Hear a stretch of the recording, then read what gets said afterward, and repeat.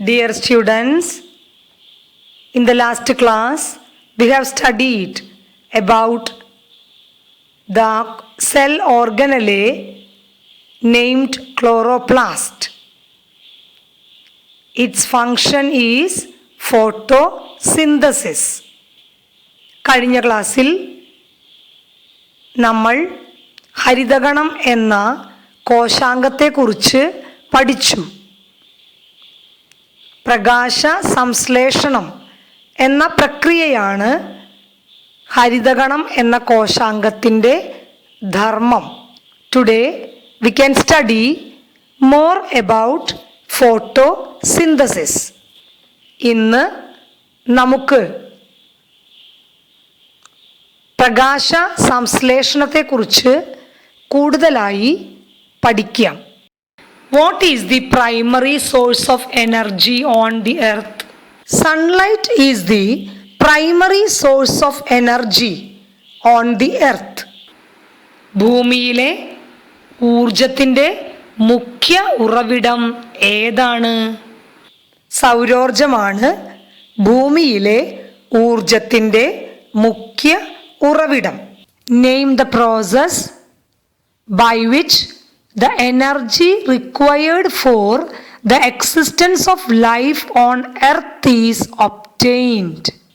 The energy required for the existence of life on earth is obtained through photosynthesis.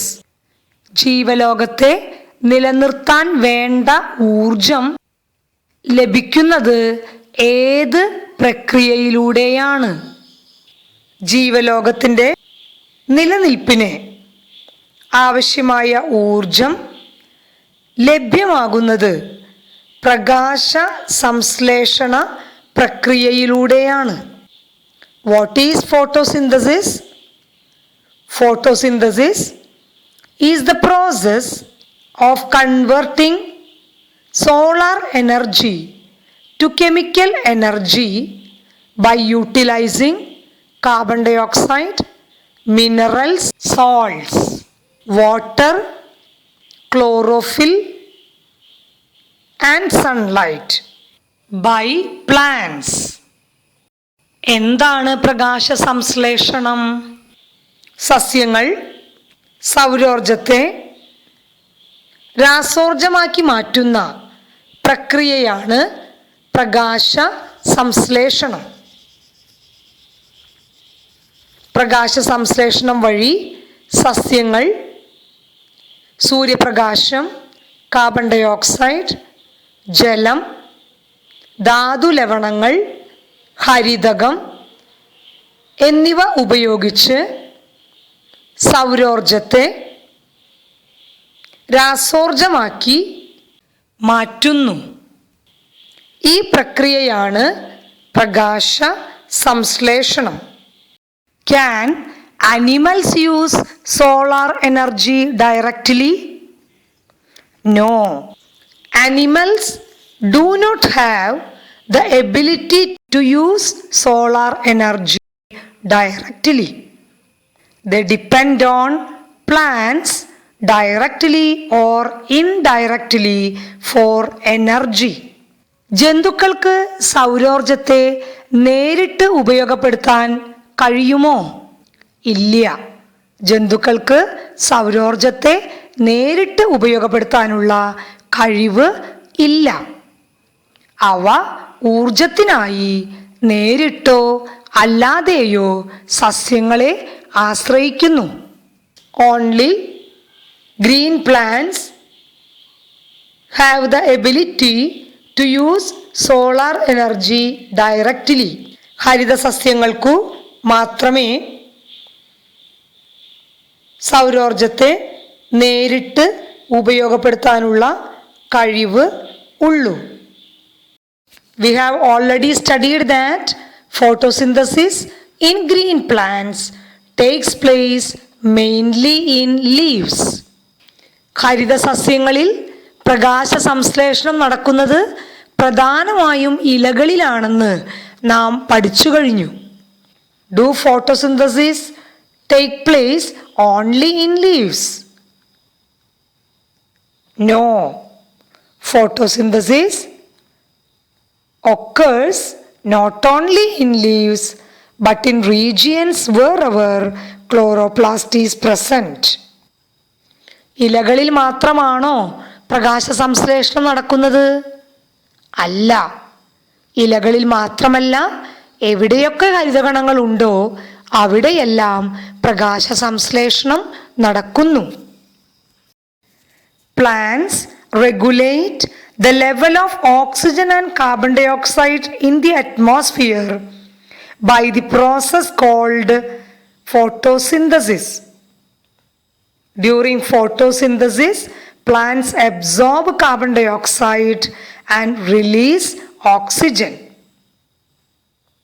Thus, plants regulate the level of oxygen and carbon dioxide in the atmosphere, and they also control global warming.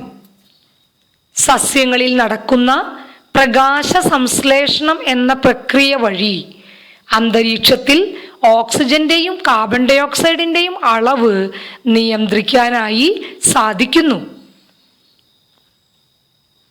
പ്രകാശ സംശ്ലേഷണ സമയത്ത് സസ്യങ്ങൾ carbon dye oxide സ്വീകരിക്കുകയും ഓക്സിജനെ അന്തരീക്ഷത്തിലേക്ക് പുറന്തള്ളുകയും ചെയ്യുന്നു.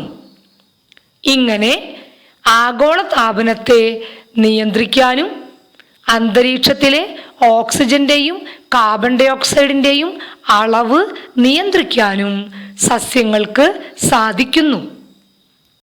From where do plants acquire the factors needed for photosynthesis? Water, minerals and salts are obtained from the soil through roots. Chlorophyll is present in the chloroplast. Sunlight is obtained from the sun. Carbon dioxide is seen in the atmosphere. പ്രകാശ സംശ്ലേഷണത്തിന് ആവശ്യമായ ഘടകങ്ങൾ എവിടെ നിന്നാണ് സസ്യങ്ങൾക്ക് ലഭ്യമാകുന്നത്? ജലം, ധാതു ലവണങ്ങൾ എന്നിവ സസ്യങ്ങൾ വേരുവഴി മണ്ണിൽ നിന്ന് വലിച്ചെടുക്കുന്നു. ഹരിതകം സസ്യങ്ങൾ ഹരിതകണങ്ങളിൽ നിന്ന് സ്വീകരിക്കുന്നു. സൂര്യപ്രകാശം സൂര്യനിൽ നിന്നും സസ്യങ്ങൾക്ക് ലഭിക്കുന്നു. അന്തരീക്ഷത്തിൽ നിന്ന് കാർബൺ ഡൈ ഓക്സൈഡ് വലിച്ചെടുക്കുന്നു. In your text book page number 10, the path of carbon dioxide to leaves, a flow chart is given. We have to complete that flow chart. In the first box, atmosphere. In the second box, from the atmosphere, carbon dioxide reach the leaves through stomata. So the second box is stomata. Stomata are seen in between the cells of epidermis. Text bookil page number 10 ഒരു worksheet പൂർത്തിയാക്കാനായിട്ട് നൽകിയിട്ടുണ്ട്. Carbon dye oxide ഇലകളിൽ എത്തുന്ന മാർഗം എന്ന flow chart നമുക്ക് പൂർത്തിയാക്കേണ്ടതുണ്ട്. Carbon dye oxide ഇലകളിൽ എത്തുന്ന മാർഗം, അന്തരീക്ഷത്തിൽ നിന്ന് കാർബൺ ഡൈ ഓക്സൈഡ് സ്റ്റൊമാറ്റ അഥവാ ആസ്യരന്ധ്രം വഴി ഇലകൾക്കുള്ളിൽ എത്തുന്നു. അന്തരീക്ഷത്തിൽ നിന്ന് കാർബൺ ഡൈ ഓക്സൈഡ് ഇലകളിലെ എപ്പിഡെർമിസിൽ കാണപ്പെടുന്ന ഉപരിവൃതി കോശങ്ങൾക്കിടയിൽ കാണപ്പെടുന്ന ആസ്യരന്ധ്രങ്ങൾ വഴി അല്ലെങ്കിൽ സ്റ്റൊമാറ്റ വഴി ഇലകൾക്കുള്ളിൽ എത്തിച്ചേരുന്നു. ആസ്യരന്ധ്രങ്ങൾ കാണപ്പെടുന്നത് ഉപരിവൃതി കോശങ്ങൾക്ക് ഇടയിലാണ്. അന്തരീക്ഷം കഴിഞ്ഞുള്ള രണ്ടാമത്തെ ബോക്സിൽ എഴുതേണ്ടത് ആസ്യരന്ധ്രങ്ങൾ അഥവാ stomata. Next flow chart is path of water to leaves. Plants absorb water from the soil through root, and the next box is xylem. The xylem of the root is in connection with xylem of the stem, and it is in connection with xylem of the leaf. So through xylem water reach inside the leaves. അടുത്ത flow ചാർട്ടാണ് ജലം ഇലകളിലെത്തുന്ന മാർഗം. മണ്ണിൽ നിന്ന് സസ്യങ്ങൾ വേരുവഴി ജലം വലിച്ചെടുക്കുന്നു. അപ്പോൾ ആദ്യത്തെ ബോക്സിൽ എഴുതേണ്ടത്